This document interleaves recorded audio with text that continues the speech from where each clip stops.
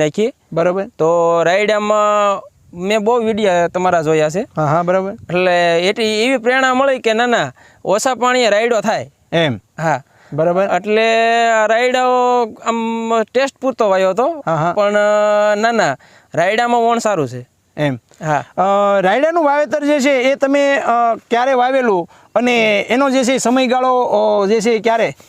હવે રાયડાનો સમયગાળો તો ઓમ ગણો ને તો દિવાળી આસપાસ હોય. બરાબર. દિવાળીથી દેવ દિવાળીની વચ્ચે જે છે વવાય હોય.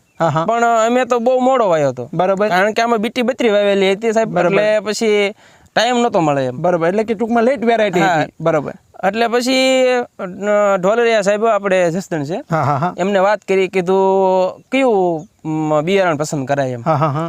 તો રાયડાનું કારણ અમને અનુભવ નહોતો. બરાબર છે. હા. પછી સાહેબ કે પાયોનિયરનું સારું આવે છે.